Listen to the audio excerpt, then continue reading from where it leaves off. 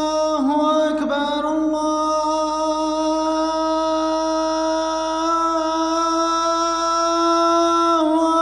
أكبر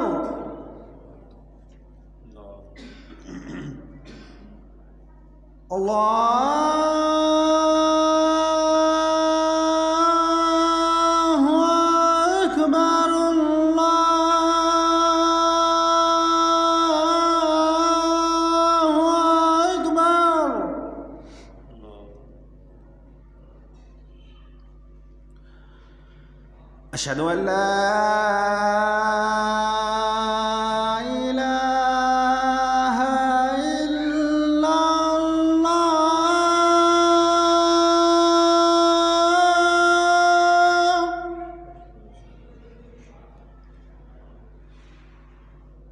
أشهد أن لا إله إلا الله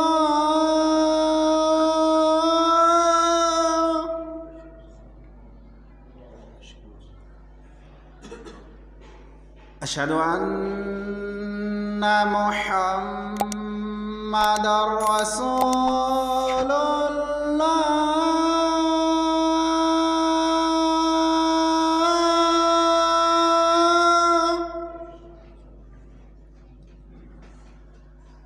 أشهد أن محمدًا رسول الله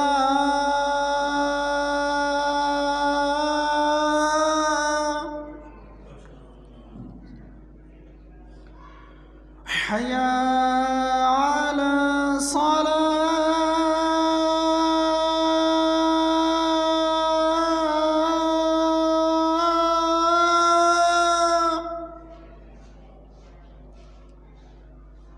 حي على الصلاة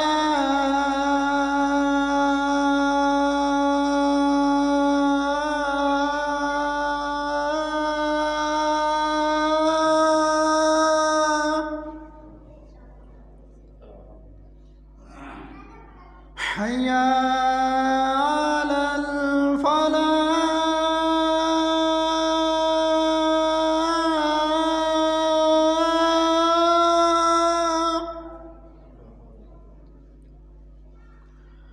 حي على الفلاح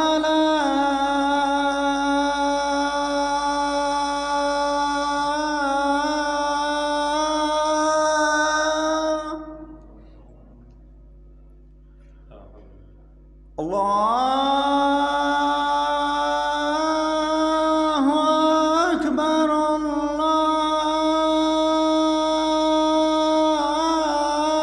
الله أكبر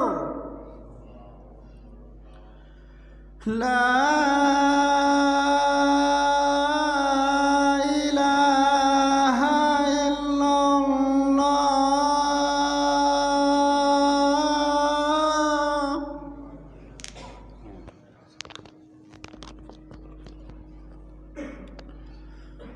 السلام عليكم ورحمة الله.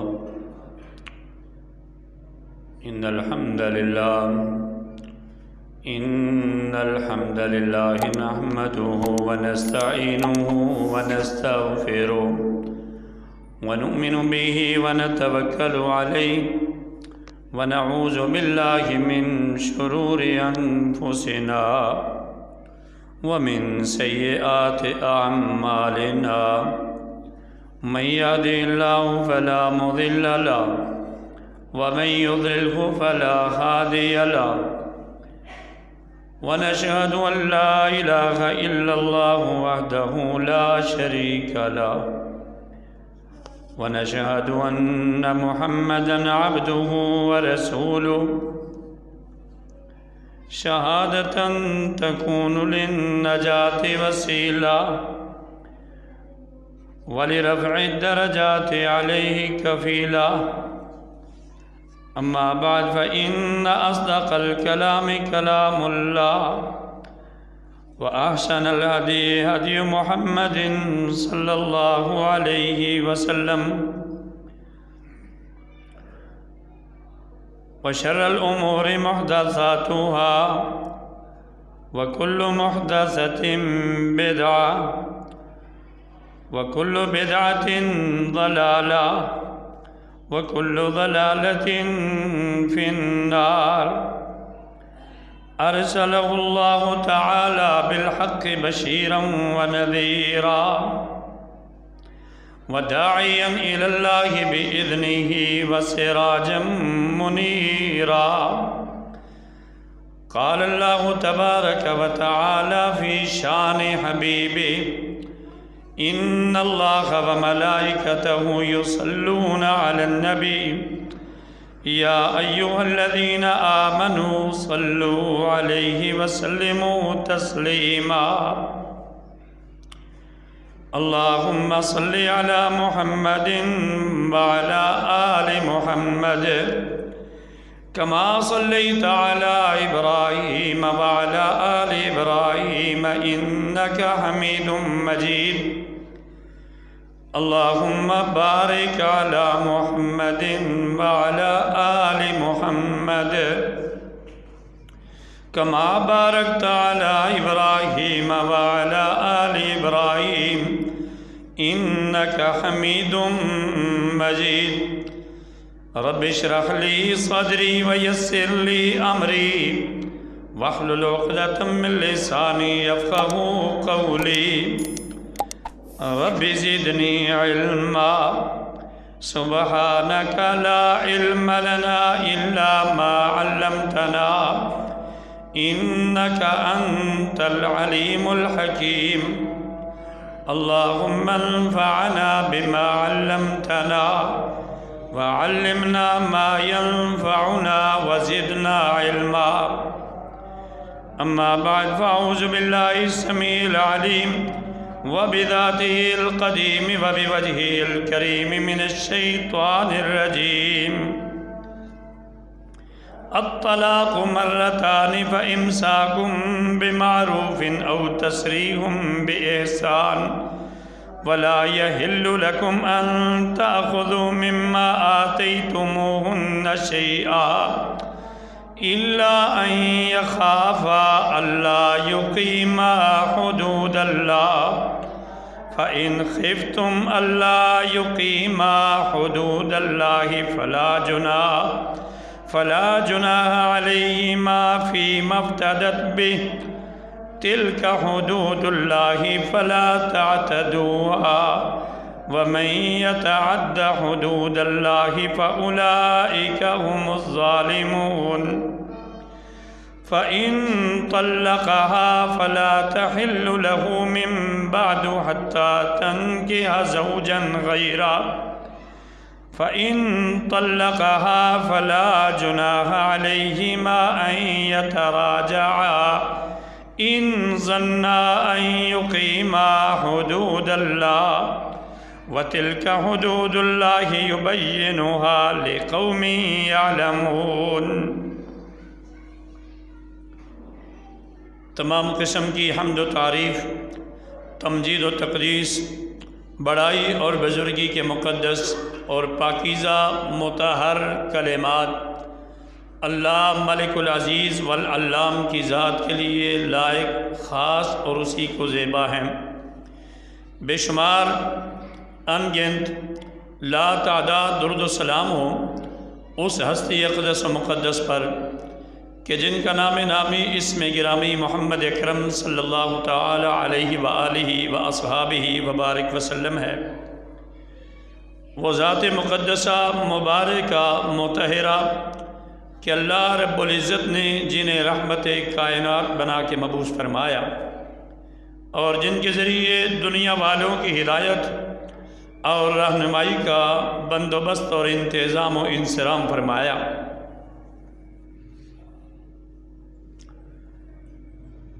شریعت اسلامیہ میں مسلمانوں کو بڑا مضبوط عائلی اور خانگی نظام دیا گیا ہے. جس سے مسلمانوں کے شجرہ نسب، ان کے حسب نسب، ذات پات محفوظ رہتی ہے، ورنہ دیگر اقوام و ملل میں یہ چیز نایاب ہے۔ انسان تو ہیں، انسانوں کے غول پھرتے ہیں، اور کروڑوں اربوں کی تعداد میں انسانیت آباد ہے، اور زمانہ ماضی سے یہ سلسلہ چلتا ہی آ رہا ہے۔ لاکھوں لوگ مر بھی رہے ہیں تو آگے کروڑوں پیدا بھی ہو رہے ہیں، لیکن حسب و نسب اسلام نے محفوظ رکھا ہے، تعلیمات ربانی نے محفوظ رکھا ہے۔ دیگر اقوام وہ اس سے خالی ہیں۔ تو مسلم خاندانی نظام ایسا نظام ہے، برکت اور پاکیزگی کے حصار میں بندھا ہوا ہے، نکاح اور شادی کے ساتھ یہ معلق ہے کہ جس کا ایسا پاکیزہ تصور باقی مذاہب عالم میں نہیں ملتا۔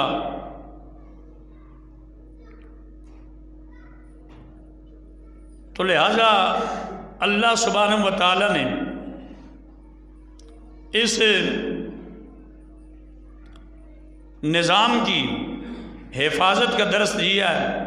پیغمبر اقدس صلی اللہ علیہ وسلم نے اس کی تکمیل کا اسوہ اپنی ذات کے ساتھ پیش کیا ہے، اور فرمایا لوگوں خیرکم خیرکم لأہلکم، تم میں سب سے بہترین وہ بندہ ہے جو اپنے گھر والوں کے لیے اچھا ہے، اپنی بیویوں کے لیے جو جتنا اچھا ہے نا وہ سب سے بہتر ہے۔ وَأَنَا خَيْرٌ لِأَهْلِي، فرمایا مجھے دیکھو، میں 10-11 کی تعداد میں میری بیویاں ہیں، باقی تمہیں 4 کی اجازت ہے، اور مجھے اللہ نے 4 سے زیادہ کی اجازت دی ہے۔ قرآن میں اللہ نے کہا خالصۃ لک من دون المؤمنین، اے پیغمبر یہ آپ کا خاصہ ہے، مومنوں کو اجازت نہیں۔ مجھے دیکھو، انا خیر لأہلی، میں اپنے گھر والوں سے کتنا اچھا چلتا ہوں۔ اللہ کے رسول صلی اللہ علیہ وسلم نے فرمایا، دیکھو یہ حکمت دیکھیے کہ رشتہ ملانے کے لیے، گھر آباد کرنے کے لیے ایک مجلس کی ضرورت ہے، ایک مجلس کی۔ اور نکاح میں اگر ایک ہی دفعہ یہ پوچھ لیا جائے کہ فلاں بنت فلاں اتنا حق المہر، گواہوں وکیلوں کی موجودگی میں آپ کو نکاح کر کے دے رہے ہیں، آپ نے قبول کیا، ایک دفعہ ہاں کرنے سے بس نکاح ہو جاتا ہے۔ جبکہ طلاق اسے اتنا ناپسند کیا کہ رشتہ ملانے کے لیے ایک مجلس اور جدائی کے لیے 3 الگ الگ وقتوں میں 3 مجلسوں کا ہونا ضروری۔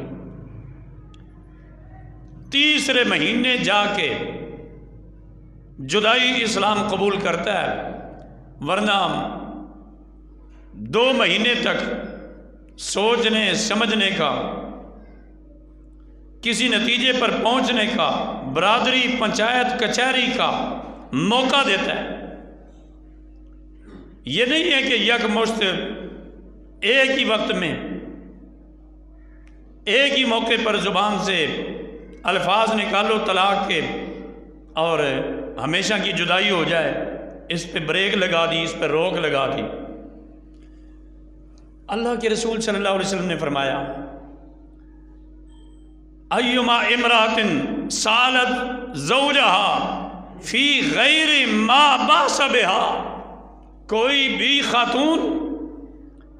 بھی مسلمان خاتون بغیر کسی وجہ سے اپنے خاوند سے طلاق کا اگر مطالبہ کرے، بغیر کسی شرعی وجہ کے طلاق مانگے، پیغمبر نے فرمایا فحرام علیہا رائحۃ الجنہ، اللہ اس پہ جنت کی خوشبو کو بھی حرام کر دیتا ہے۔ اور اسی طرح یک مشت اکٹھی 3 طلاقیں دینے والے، اللہ کے رسول صلی اللہ علیہ وسلم نے ان سے بھی اتنا ناراضگی کا اظہار کیا۔ پیغمبر کی مجلس میں پتہ چلا، اطلاع آئی کہ فلاں نے اپنی بیوی کو اکٹھی 3 طلاقیں دے دی۔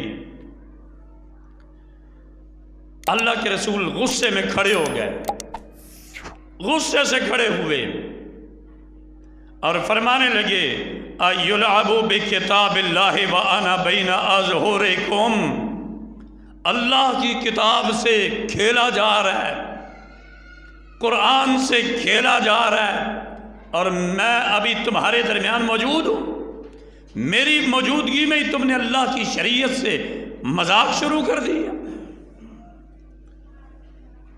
حتیٰ کہ مسلمانوں میں سے ایک بندہ اٹھ کے کھڑا ہوا اور اس نے اجازت مانگی، اللہ کے رسول میں اسے قتل نہ کر دوں۔ اللہ کے رسول نے قتل کا حکم تو نہیں دیا، لیکن اتنی شدید وعید فرمائی تو دونوں طرف سے افراد و تفرید ہے۔ یہ جو آئے روز طلاقوں کے واقعات، جدائیوں کے قصے، گھروں کی ویرانیاں، پریشانیاں، ماں باپ اپنی اولادوں کے حوالے سے پریشان، بیٹیوں والے سر چھپائے پھرتے، ایک ہی تمنا اور ایک ہی چاہت کہ کاش بیٹی کا گھر آباد ہو، لوگوں کی نالائق اولادیں، فکر معاش، حلال پہ قناعت کو لوگوں نے چھوڑ دیا، تنگیاں، پریشانیاں، مصائب، اور پھر اس کے نتیجے میں گھروں کی ویرانی اور بربادی، یہ معاشرے کا مستقل ایک ناسور بن چکا ہے۔ لوگوں کو دین کا پتہ ہے نہیں، طلاق دینے کا طریقہ تک نہیں آتا، اور آئے ہر ہفتے میں ہر تیسرے دن آ کے بیٹھے کہ اب کیا کریں۔ قرآن نے رہنمائی فرمائی ہے، فرمایا طلاق مرتان فامساکم بمعروف او تسریح باحسان۔ پہلی بات تو یہ کہ طلاق کی نوبت نہیں آنی چاہیے۔ اللہ کے رسول نے فرمایا یہ عورتیں ٹیڑھی پسلی سے پیدا ہوئی ہیں، تم کوشش بھی کرو انہیں سیدھا نہیں کر سکتے، زیادہ کوشش کرو گے تو توڑ بیٹھو گے، توڑنا طلاق ہے۔ تو اگر یہ مجبوری آ بھی جائے تو قرآن کہتا ہے شوہروں طلاق 2 مرتبہ ہے، 2 مرتبہ طلاق، 2 ہی مرتبہ۔ دیکھیں قرآن کا سلوک، اللہ نے یہ نہیں کہا طلقتان، 2 طلاقیں نہیں کہا نہیں، طلاق 2 مرتبہ ہے۔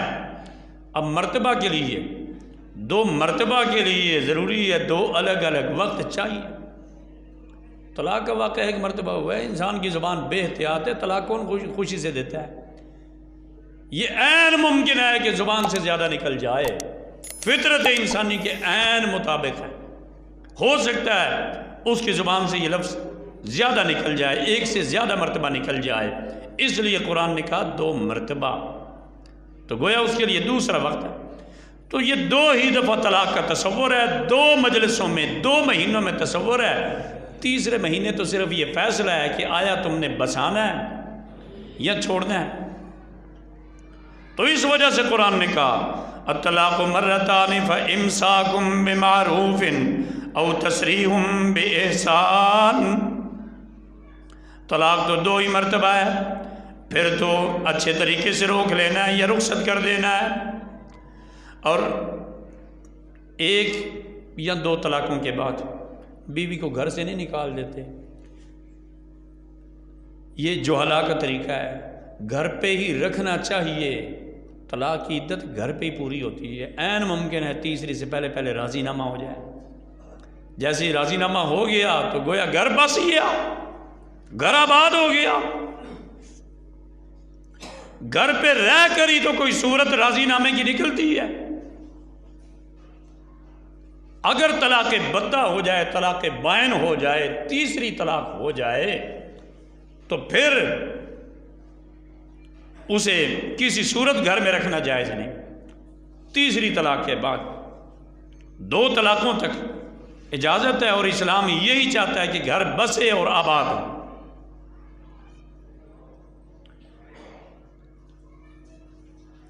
لہذا اس افراط و تفرید کا خاتمہ وہ بہت ضروری ہے. گھر آباد ہی نہیں ہو سکتے جب تک صلہ رحمی کا جذبہ نہ ہو. پیغمبر کا یہی حکم ہے. فرمایا ایھا الناس افشوا السلام واطعموا الطعام وصلوا باللیل والناس نیام وصلوا الارحام. اس حدیث میں اللہ کے رسول نے 4 کام بتلائے. ان میں ایک اہم ترین کام رشتہ داریوں کا ملانا بھی ہے. ممکن ہے جو آپ کے نکاح میں کسی کی بہن بیٹی دی گئی ہے, عین ممکن ہے وہ دوسرے کسی اور رشتے سے بھی آپ کی عزیز ہو. یہ بھی تو ہو سکتا ہے وہ آپ کی پھوپھی کی بیٹی ہو, یہ بھی ہو سکتا ہے خالہ کی بیٹی ہو, یہ بھی ہو سکتا ہے چاچا ماموں کی بیٹی ہو. تو کیا دوسرا رشتہ وہ آپ کو اس حیا میں نہیں مارے گا کہ میں نے کل کلا اپنے ماموں کے سامنے ہی بیٹھنا ہے, کل کلا میری پھوپھی سے میرا آمنا سامنا ہوگا. تو لہٰذا کسی بھی طریقے سے معاملہ بن جائے گا, بات ٹوٹنے تک نہیں آئے گی, رشتہ جڑ جائے گا, محبت دوام کو پہنچے گی. تو یہ صلہ رحمی یہ گھروں کے بچانے کا باعث بن جاتی ہے. اسی صلہ رحمی کی تلقین فرمائی. اور پھر اللہ نہ کرے اگر یہ غلطی کسی سے ہو بھی جائے, کسی کو لا علمی میں کسی سے یہ معاملہ سرزد ہو جائے, پھر جب وہ اپنا سر کھجائے, ہوش میں آئے کہ یہ کیا معاملہ ہو گیا, یہ مجھ سے کیا ہو گیا, کیسی غلطی ہو گئی, یہ مسئلہ کیسا ہوا ہے. جب یہ دیکھے تو اب پیچھے زمانہ رسالت میں جانا ہوگا. اللہ کے رسول صلی اللہ علیہ وسلم مسجد نبی میں تشریف فرما ہے. آیا ایک بندہ بڑا پریشان حال, بڑا گندہ حالت ہے, رو رہا ہے, بڑا ہی غمگین ہے. رکانہ اس کا نام ہے. امام احمد بن حنبل مسند احمد میں روایت لائے ہیں. امام ابن ماجہ نے اپنی سنن ابن ماجہ میں اسے ذکر کیا ہے. حافظ ابن حجر نے اس پر تصحیح قائم کی ہے. فرماتے ہیں سیدنا رکانہ رضی اللہ تعالیٰ عنہ اللہ کے رسول کی مجلس میں تشریف لائے. فسألہ رسول اللہ صلی اللہ علیہ وسلم, جب اس نے آگے یہ ماجرا بیان کیا, طلاق دے بیٹھا ہوں, گھر ویران ہو گیا. اللہ کے رسول نے فرمایا کیف طلقتہا, طلاق کیسے دے کے آیا ہے؟ کہا مجھے تو پتہ نہیں تھا طلاق دینے کا طریقہ.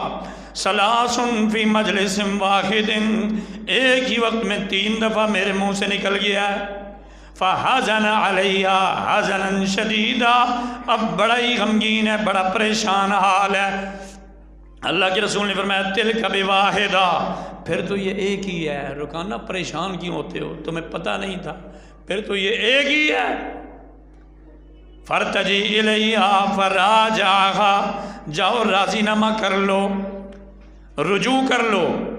رجوع کی اجازت دی پیغمبر نے, کہا جائیے جائیے رجوع کیجیے. فراجعہا, سیدنا رکانہ اپنی اہلیہ محترمہ سے رجوع کر لیتے ہیں. کتنی آسانی. اب معاملہ یہاں بڑا پیچیدہ بنا دیا گیا. اگر کسی سے یہ غلطی سرزد ہو جائے تو اسے کہا اس بیچارے کے ذمے حلالہ ڈال دیا جاتا ہے. غلطی مرد کی ہوتی ہے سزا بنت حوا کو دی جاتی ہے۔ اسلام نے ہر اس نکاح کے آگے روک لگا دی، رکاوٹ لگا دی، باندھ دیا کہ جس نکاح میں پہلے طلاق طے کر لی جائے۔ نکاح متع اسلام سے پہلے ہوتا تھا۔ اللہ کے رسول صلی اللہ علیہ وسلم نے جنگ خیبر کے موقع پر اسے حرام قرار دے دیا، اور پھر نکاح حلالہ کے لیے اللہ کے رسول صلی اللہ علیہ وسلم نے فرمایا یہ لعنت زدہ فعل ہے۔ حلالہ کرنے اور کروانے والے پر اللہ کے پیغمبر نے فرمایا لعنت ہے، اور فرمایا ایک حدیث میں الا اخبرکم بالتیس المستعار قالوا بلا یا رسول اللہ۔ امام ترمذی رحمہ اللہ نے اس حدیث کو ذکر کیا، آپ نے فرمایا ادھار لیے وسانڈ کا پتہ ہے؟ صحابہ نے کہا جی خبر دیجیے، بتلائیے۔ کہا حلالہ کرنے کروانے والا ہے۔ انا للہ و انا الیہ راجعون فلیبکی علی اہل الاسلام من کان باقیا۔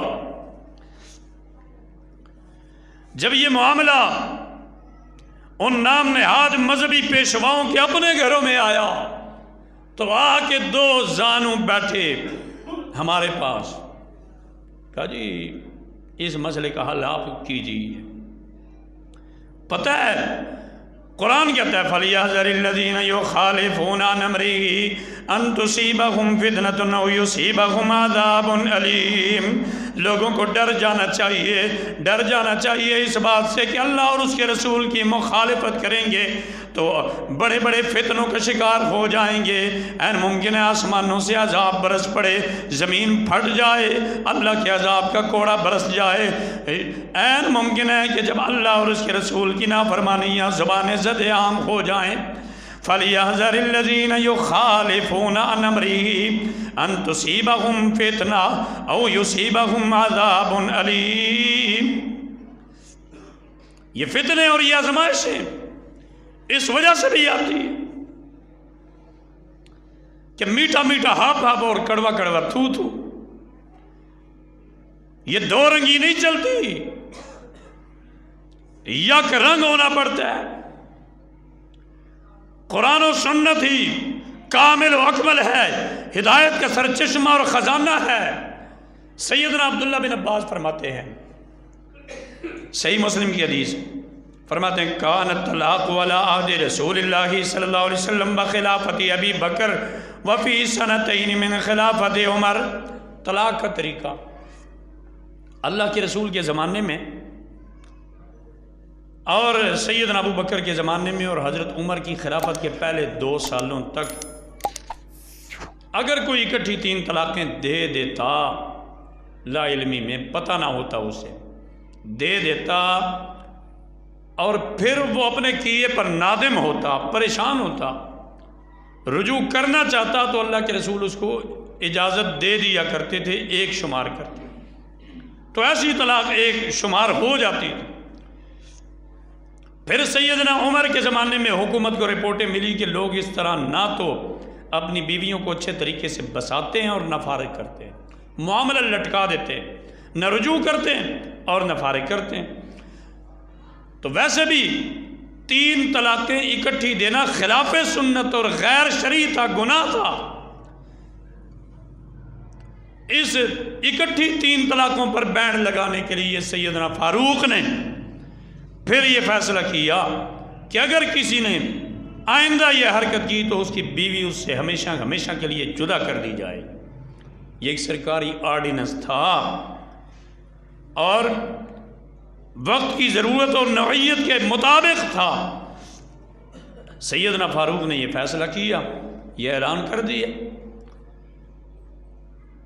اب اگر کسی کے ساتھ ویسی ہی صورتحال ہو جیسی اللہ کے رسول کے سامنے بیان کی جاتی تھی تو اسے مسئلہ وہی بتایا جائے گا جو اللہ کے رسول کے زمانے میں تھا۔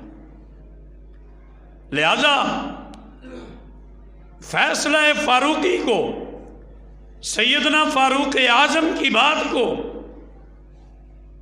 چھوڑا جا سکتا ہے اللہ کے رسول نے جس اسوے پر صحابہ کرام کو چھوڑا تھا اسے نہیں چھوڑا جا سکتا۔ پیغمبر کے فیصلے کو مقدم جان کے کسی کو رعایت دی جا سکتی، ہاں اگر سرکاری سطح پہ یہ قانون بنا دیا جاتا ہے کہ حضرت عمر فاروق والا فیصلہ ہی اس ملک میں لاگو ہوگا تو کوئی حرج نہیں، پھر لوگ اکٹھی 3 طلاقیں دیں گے ہی نہیں۔ اور یہ جو اسلامی نظریاتی کونسل سفارش بھیج چکی ہے کہ اکٹھی 3 طلاقوں کے جو اسٹرام بنا رہے ہیں ان کے خلاف بھی کارروائی ہو،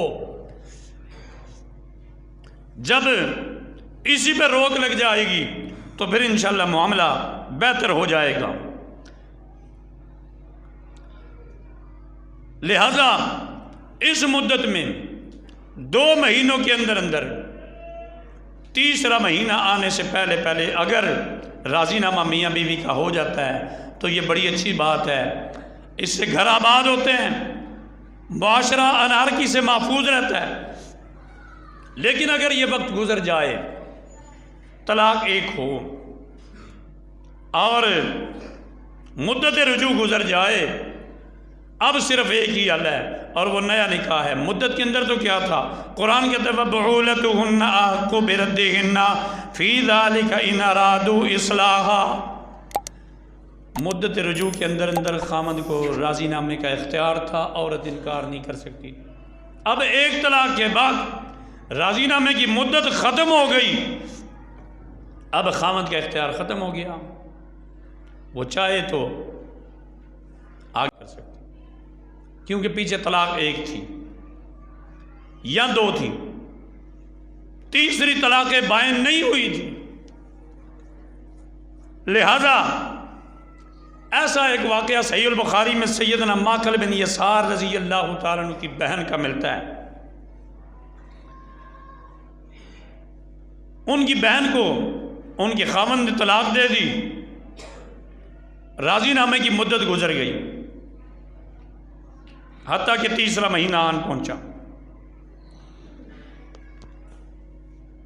اس نے دوبارہ نکاح کا پیغام بھیجا۔ سیدنا ماقل نے قسم کھا لی، کہا جی اللہ کی قسم جس نے 1 دفعہ میری بہن کو طلاق دی ہے، دوبارہ اس کے نکاح میں اپنی بہن کبھی نہیں دوں۔ قرآن نازل ہوا، وَإِذَا طَلَّقْتُمُ النِّسَاءَ فَبَلَغْنَ أَجَلُهُنَّ فَأَمْسِكُوهُنَّ بِمَعْرُوفٍ أَوْ سَرِّحُوهُنَّ بِمَعْرُوفٍ۔